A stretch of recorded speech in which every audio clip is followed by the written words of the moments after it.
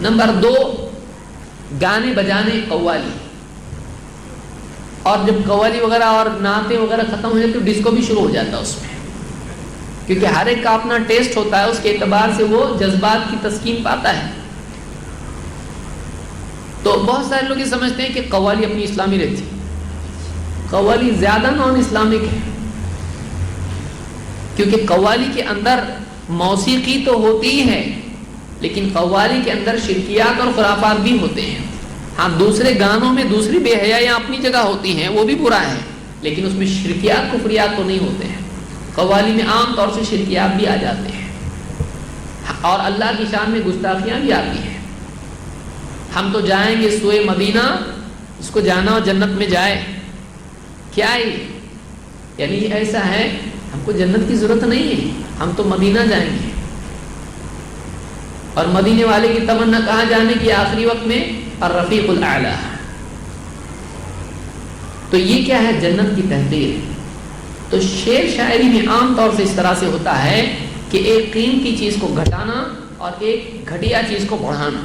شعر میں عام طور سے یہ ہوتا ہے، غلو اس میں ہوتا ہے، ایگزیجریشن اس میں ہوتا ہے۔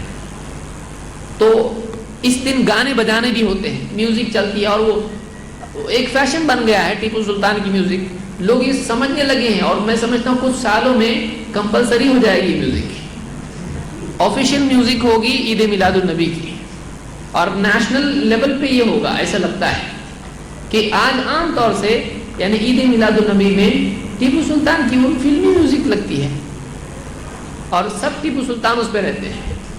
گھر میں وہ ٹیپو سلطان نہیں ہے، گھر میں وہ ٹپو سلطان ہے۔ لیکن کیا ٹھاٹ ہے اس کی، اسلام کا جھنڈا لے کے بیٹھے ہیں۔ اس کے ہاتھ میں اسلام کا جھنڈا کہ جس کو اگر کوئی محبت سے داڑھی پہ ہاتھ پھیر لے تو ہاتھ میں آ جائے۔ ارے میں تو سمجھا اصلی ہے، چلتا چلتا واپس سے لگاؤ۔ یہ اسلام کا سپاہی، یہ اسلام کا دائی کیا ہے؟ نقلی نقلی سب، جھنڈا نقلی، جبہ کرائے کا، گاگل نانا کا، چاچا کا، دوست کا، جوتے کسی کے لے لیے، موزے کسی کے لے لیے، امامہ باندھنے نہیں آ رہا تھا، کسی نے رحم کر کے باندھ دیا، کھولا تو مصیبت، واپس باندھنے کو ڈھونڈ رہا اس کو، کدھر گیا ہو، باندھنے نہیں آتا۔ یہ ہمارا اسلام کا یہ دائی ہے، اسلام کا جھنڈا اس کے ہاتھ میں دیے۔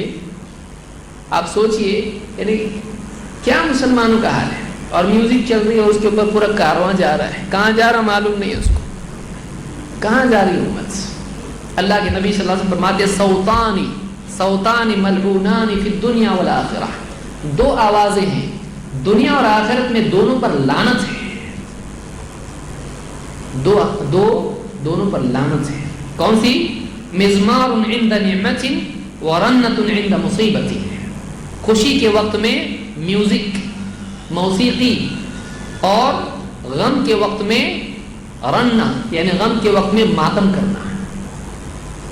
تو ماتم کی آواز پر بھی لعنت ہے، محرم میں ماتم ہے، اور میوزک ہے، عام طور سے سال بھر ہمارے یہاں رہتی ہے، چاہے وہ درگاہ کا عرس ہو، چاہے عید کا دن ہو، یا پھر کچھ بھی ہو، ہمارے یہاں آج موسیقی آ گئی ہے، اور یعنی 3 بجے سے شروع ہو جاتا ہے، اور آج کل تو اتنے بڑے بڑے، وہ کہاں سے آگے معلوم نہیں، اتنے بڑے کہ آدمی کوئی ہارٹ کا پیشنٹ وہاں سے جائے تو گارنٹی نہیں ہے اس کی پاس ہوگا کہ نہیں ہوگا، پاس ہو جائے گا۔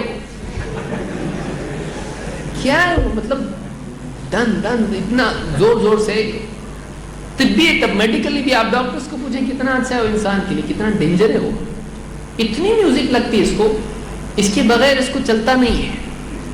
اور اذان کی آواز آتی ہے تو حرکت پیدا نہیں ہوتی اس کے اندر، مؤذن چلا چلا کے تھک گیا، لیکن ذرا میوزک لگی بستی میں کہیں، فوراً یہ پروانے کی طرح جیسی چونٹیاں مچھر جمع ہو جاتے ہیں، فوراً یہ بھی برابر میوزک کی جگہ پہ آ جاتا ہے، ناچنا شروع کرتا ہے۔